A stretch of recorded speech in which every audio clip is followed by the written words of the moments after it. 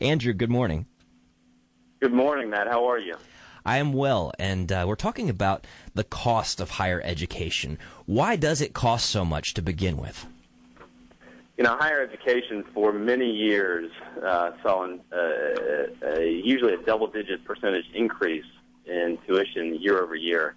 And unfortunately, that cost has risen to exorbitant figures across the country and across the world. And, you know, each college and university is trying to do their own due diligence to ensure that their students are able to get a quality education for a good value and not graduate with these mountains of student loan debt that you hear about every day.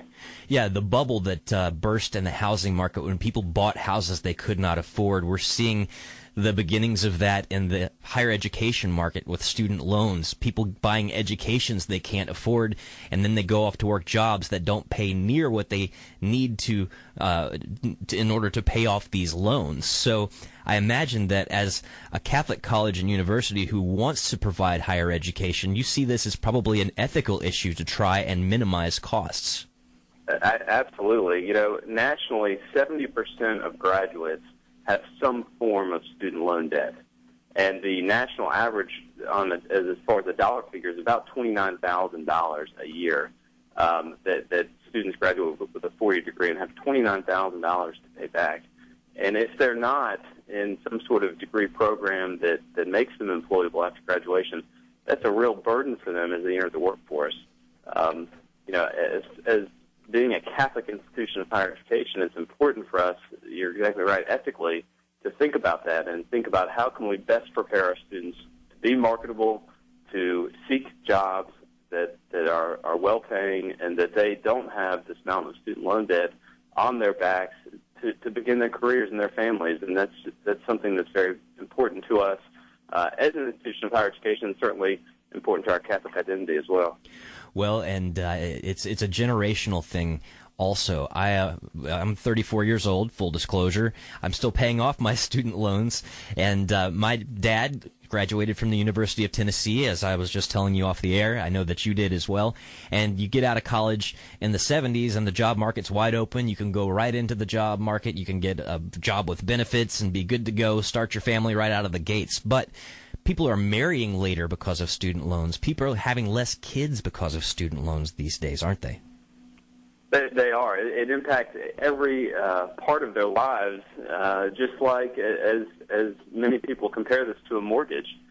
You know, a lot of people for years thought that a mortgage was the most significant debt that they would ever encounter, and for many people, their student loans are even as much or more than a mortgage would be for them. So it's an important issue to address, and you know, I think that one of the solutions to that problem certainly is philanthropy, and you know, allowing students to have scholarships and to have other opportunities to fund their education outside of signing on the dotted line and assuming that debt for many decades, really.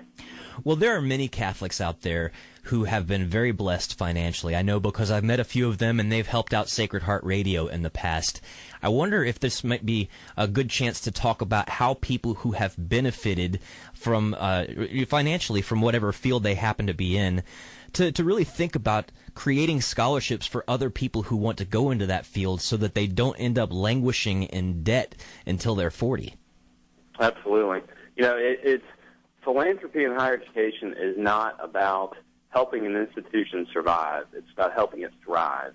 And it's about creating opportunities for students and faculty and research at institutions of higher education all across the country. And Aquinas College here in Nashville is no different. You know, having those opportunities to use the gifts that they've been given in this life to be generous with their resources and to share an impact on how they can, you know, leave a lasting legacy for themselves and for their family. And, you know, I think that there are many ways that individuals, companies, foundations can support all institutions of higher education. You know, certainly scholarships are a big part of that, and that's something in terms of student loans that we know has an immediate and direct impact. And it's something that individuals, regardless of the size of their gift, even small scholarships can make a big difference in the lives of many of these students. Well, I'm thinking directly of the healthcare industry, which is going through so many changes. There's so much red tape and landmines ethically everywhere. And I know that you have a strong nursing program at Aquinas where you're trying to form people not just to know how to make somebody better, but how to do the right thing in difficult ethical situations. So if you're somebody out there who's perhaps wanting to make sure that more people of good Catholic-formed consciences are in the healthcare industry, maybe a place like Aquinas would be a good place to be philanthropic and help out. If our listeners want to find out more about your work, Andrew Shafer, where would they go? Absolutely. The best place is aquinascollege.edu.